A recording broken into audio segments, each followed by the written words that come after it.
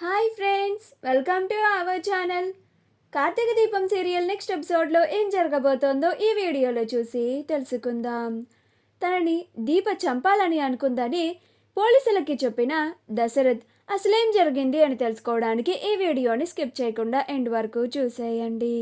దశరథ్ స్పృహలోకి వచ్చాడు అని దశరథ్తో మాట్లాడడానికి జ్యోత్స్న వెళ్తుంది.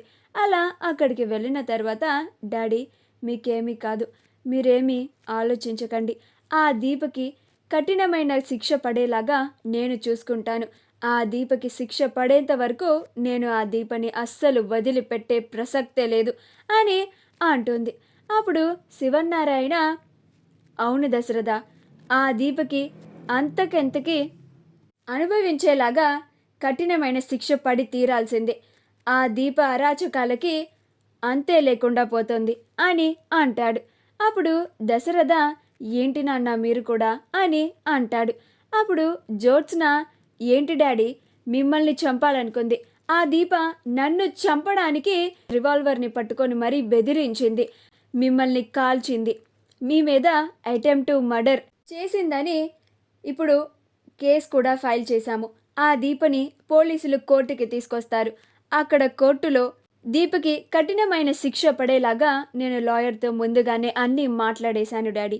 ఇంకాసేపట్లో పోలీసులకి ఇక్కడికి వచ్చి మిమ్మల్ని కొన్ని ప్రశ్నలు అడుగుతారు. అప్పుడు మీరు దీప నిజంగానే మిమ్మల్ని చంపడానికే ఇలా చేసింది అని మీరు చెప్పండి. అప్పుడు ఆ దీపకి ఖచ్చితంగా శిక్ష పడి తీరుతుంది అని అంటుంది. అలా జ్యోత్స్న పక్కకి వెళ్ళి పోలీసులకి కాల్ చేసి వాళ్ళ డాడీ స్పృహలోకి వచ్చారని చెప్తుంది. అలా పోలీసులు, అలాగే మేడం ఇప్పుడే వస్తున్నాం అని పోలీసులు చాలా హడావిడిగా వెళ్తూ ఉంటారు. అప్పుడు దీప అక్కడ ఉన్న కానిస్టేబుల్ని అడుగుతుంది, ఏమైందమ్మా అని అంటుంది. అప్పుడు ఆవిడ, దశరథ గారు స్పృహలోకి వచ్చారంట అని చెప్తారు. అప్పుడు దీప చాలా సంతోషపడుతూ ఉంటుంది. దేవుడా, నువ్వు ఉన్నావయ్యా, ఆయనకి ఎలాంటి ప్రమాదం జరగకుండా నువ్వు కాపాడావు, సుమిత్రమ్మ గారికి అన్యాయం జరగలేదు అని చాలా సంతోషపడుతూ ఉంటుంది. అలా పోలీసులు హాస్పిటల్కి వెళ్ళిన తర్వాత డాక్టర్ గారితో మాట్లాడతారు. అలా డాక్టర్ గారు, మీరు అడగాల్సిన ప్రశ్నలని అడగండి, కాకపోతే పేషెంట్ని మరీ ఎక్కువగా ఇబ్బంది పెట్టద్దు, మరీ ఎక్కువగా మాట్లాడించకండి అని అంటారు. అప్పుడు పోలీసులు, అలాగే డాక్టర్ అని దశరథ్ దగ్గరికి వెళ్ళి ప్రశ్నలు అడుగుతూ ఉంటారు. చెప్పండి దశరథ్ గారు, దీప నిజంగానే మిమ్మల్ని చంపడానికే మీ ఇంటికి వచ్చిందా అని అంటారు. అప్పుడు దశరథ్, లేదు ఇన్స్పెక్టర్ గారు, దీప నన్ను చంపడానికి మా ఇంటికి రాలేదు. ఆ రోజు అసలేం జరిగిందంటే, దీప జ్యోత్స్నలు ఇద్దరు గొడవ పడ్డారు. అలా దీప చేతిలో రివాల్వర్ ఉంది.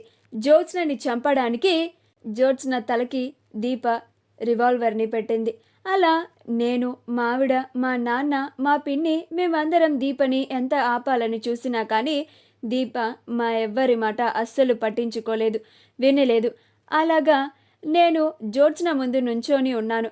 అప్పుడు దీప జ్యోత్స్నని కాల్చబోతే ఆ బుల్లెట్ నాకు తగిలింది అని అంటారు. అలా ఆ పోలీసులు అలాగే సరని మరీ ఎక్కువ ప్రశ్నలు అడగకుండా పోలీసులు అక్కడి నుంచి వెళ్ళిపోతారు. మా వీడియో కనుక మీకు నచ్చినట్లయితే లైక్ చేయండి, షేర్ చేయండి, మా ఛానల్ని సబ్స్క్రైబ్ చేసుకోండి, పక్కనే ఉన్న బెల్ ఐకాన్ని క్లిక్ చేయడం మాత్రం మర్చిపోకండి.